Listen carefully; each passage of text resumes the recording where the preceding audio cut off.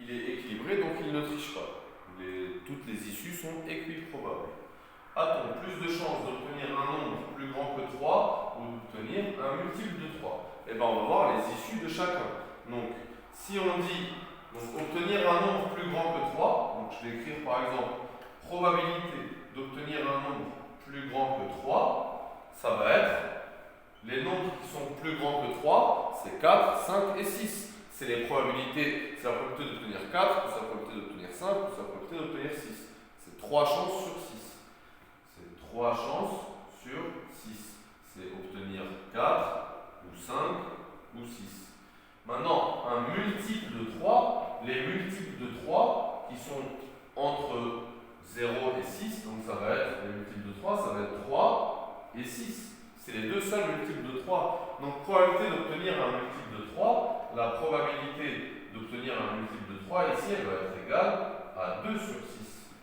Et ici, c'est 3 sur 6. Est-ce qu'on a plus de chances d'obtenir un nombre plus grand que 3 ou d'obtenir un multiple de 3? On a plus de chances d'avoir un nombre plus grand que 3. Donc, ici, a-t-on plus de chances d'obtenir un nombre plus grand que 3 ou d'obtenir un multiple de 3? Alors, on va répondre par une phrase.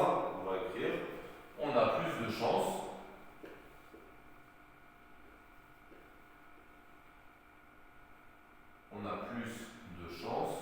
d'obtenir un nombre plus grand que 3. Un nombre plus grand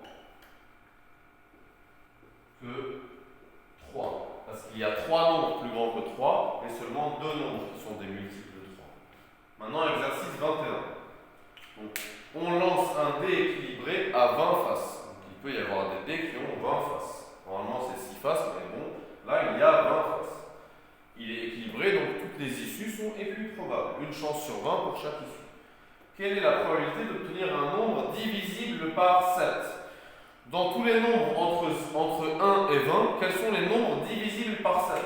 Les nombres divisibles par 7, ça va être 7 et 14. Donc la probabilité d'obtenir un nombre divisible par 7, c'est la probabilité d'obtenir soit le 7, soit le 14. Donc la probabilité, ça va être égal à 2 sur 20. 2 sur 20.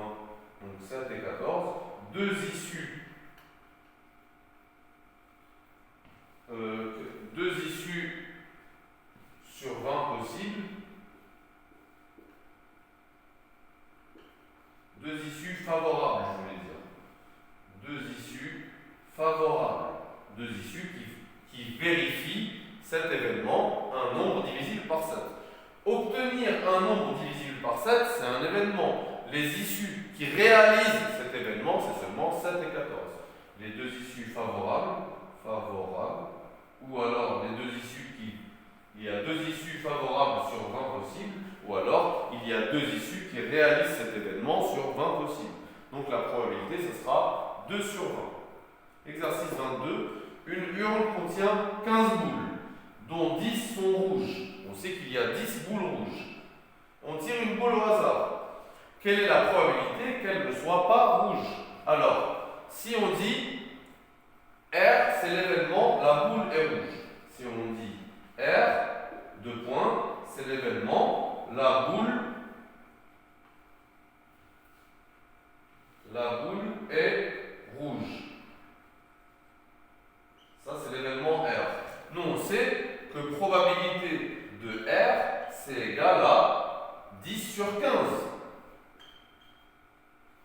Ici, nous, la probabilité qu'elle ne soit pas rouge, ce qu'on cherche, nous, ici, c'est probabilité de R bar. La probabilité qu'elle ne soit pas rouge. Probabilité de R bar, d'après le cours, c'est 1 moins probabilité de R. Or, probabilité de R, c'est 10 sur 15. Donc, c'est égal à 1 moins 10 sur 15, ce qui est égal à 5 sur 15. Voilà pour les exercices 20, 21 et 22.